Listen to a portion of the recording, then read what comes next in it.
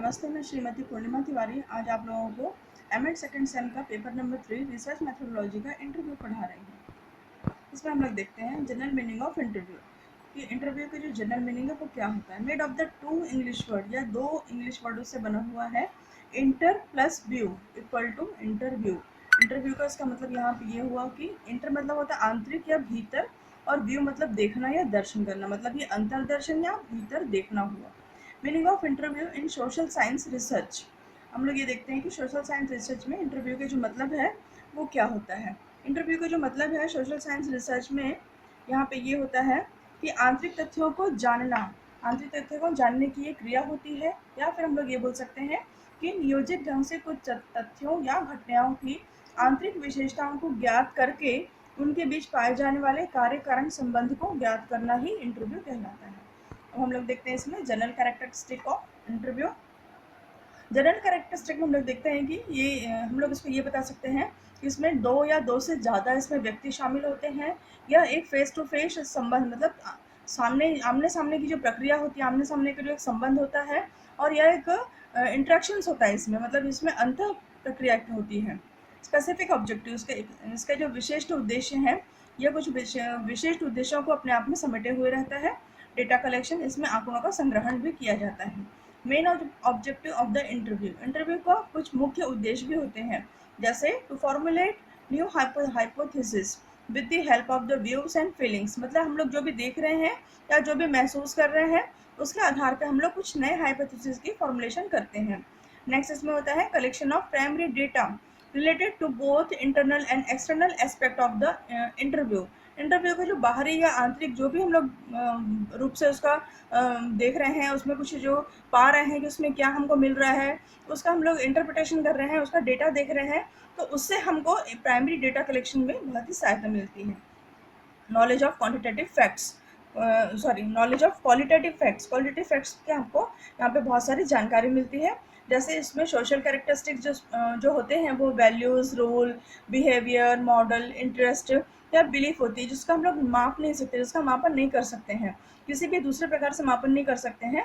तो यहाँ पे हम लोग को इस प्रकार की जो क्वालिटेटिव फैक्ट्स हैं इनका भी ज्ञान हो जाता है।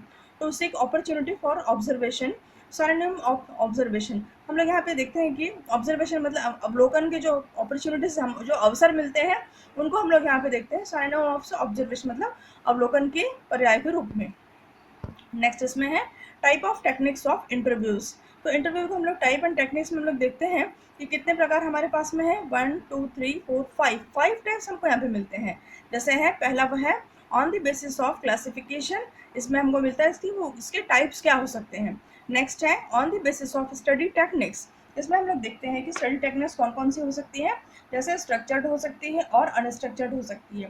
नेक्स्ट है इसमें on the basis of number of respondent, जिसमें हो सकता है 2 रेस्पॉन्डेंट हो सकते हैं, जैसे इसमें हो सकता है पर्सनल एंड ग्रुप रेस्पॉन्ड हो सकता है। नेक्स्ट है on the basis of aim of study, मतलब उसमें अध्ययन के उद्देश्य के आधार पर भी उसको बांट सकते हैं हम लोग। उद्देश्य के आधार पर 3 भागों में बांटते हैं, जैसे डायग्नोस्टिक उद्देश्य जो है ऑब्जेक्टिव्स हैं, एंड इसमें ट्रीटमेंट वाला ऑब्जेक्टिव है, एंड रिसर्च का ऑब्जेक्टिव है। मतलब हम लोग ये बोल सकते हैं कि इसमें हम लोग नैदानिक उद्देश्य, हम लोग का जो शोध वाला उद्देश्य, और इसमें चिकित्सकीय उद्देश्य के रूप में इसको बांट सकते हैं। On the basis of nature of planning, मतलब आपकी जो योजना है उसकी प्रकृति के आधार पर भी आप इसको बांट सकते हो, जैसे कि प्री अरेंज इंटरव्यू हो सकता है या फिर कोई कैजुअल इंटरव्यू हो सकता है।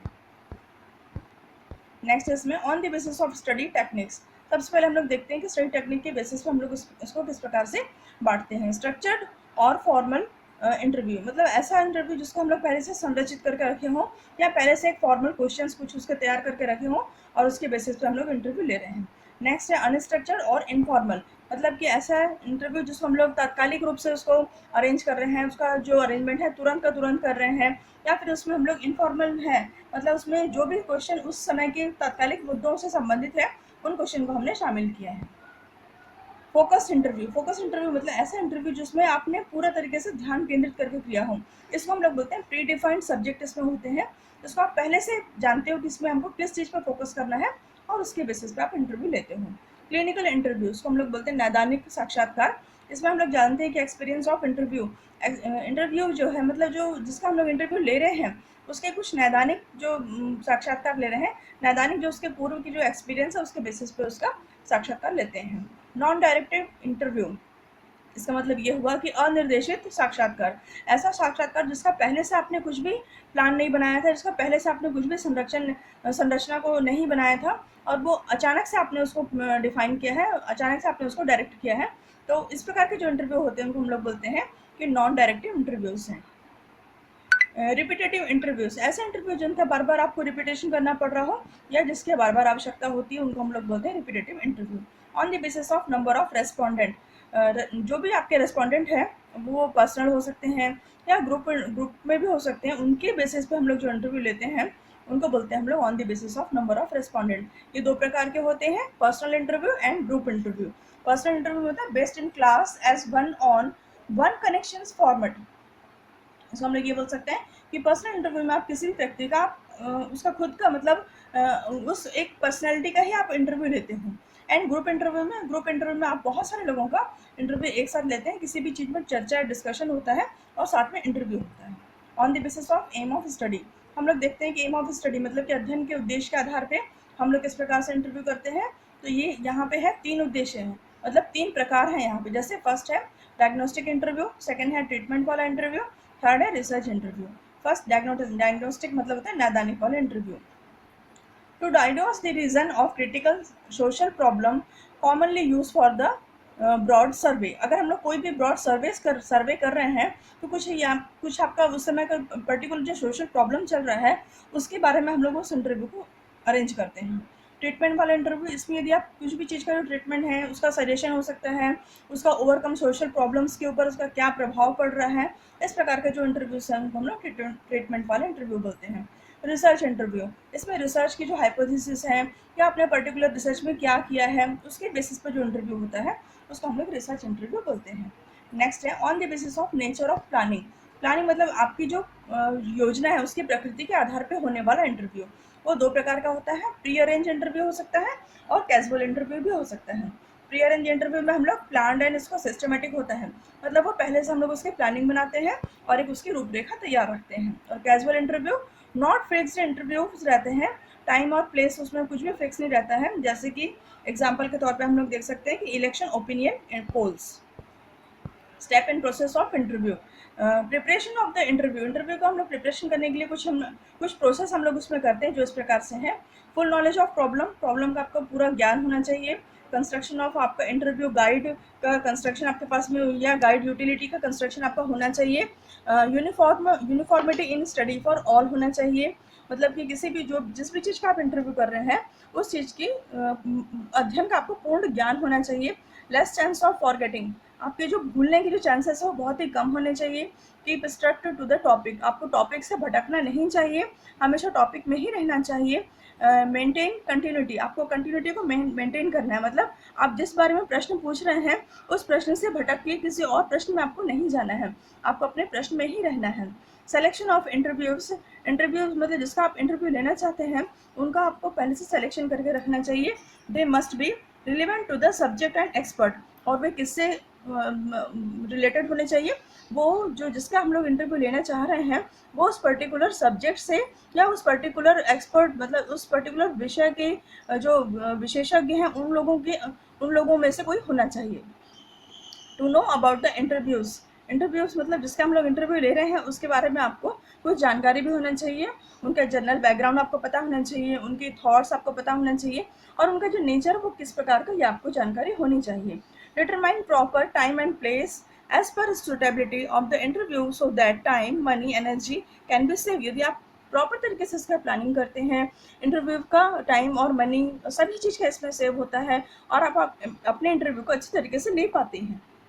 Exclusions of the interview, exclusion हम लोग इसमें देखते हैं इंटरव्यू के क्या क्या होते हैं। Establishment of contact and certifications of purpose beginning of main interviews, cooperations demands, मतलब यहाँ पे हम लोग ये देख रहे हैं कि जो इंटरव्यू की जो प्रक्रिया है वो किस प्रकार से यहाँ पे होती जा रही है। एस्टेब्लिशमेंट ऑफ कॉन्टैक्ट, आपको कॉन्टैक्ट का एस्टेब्लिशमेंट करना पड़ता है। सर्टिफिकेशन ऑफ पर्पस, आपको जो पर्पस है उसको आपको सर्टिफिकेशन करना पड़ता है, मतलब पूर्ण रूप से आपको ज्ञान होना चाहिए और उसको आपको अच्छे से एक पर्पस को निकाल के रखना चाहिए कि यही मुख्य उद्देश्य है।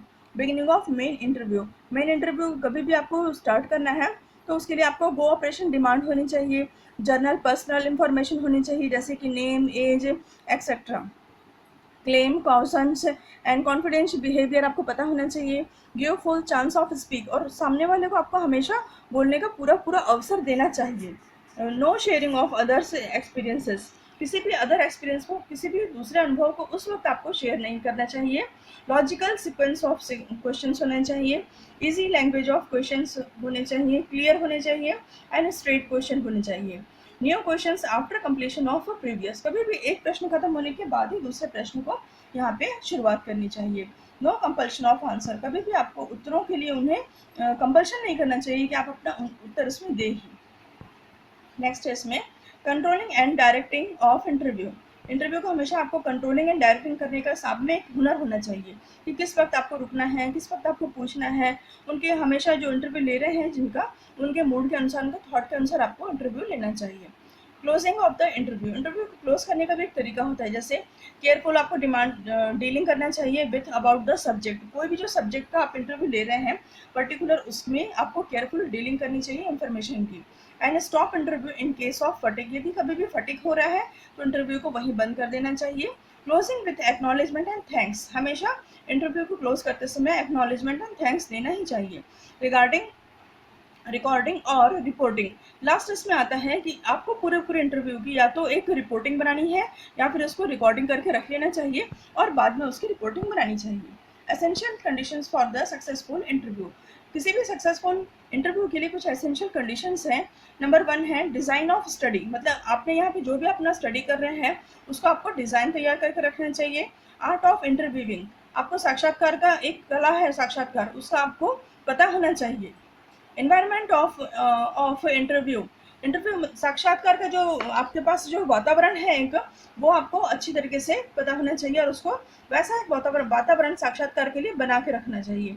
Friendly and impartial behaviour of the interview viewer, कभी भी साक्षात्कार लेते हैं जब हम लोग हैं तो जिसका साक्षात्कार ले रहे हैं उसके साथ में आपको एक दोस्ताना व्यवहार बना के रखना चाहिए और कभी भी पार्शियलिटी नहीं करनी चाहिए।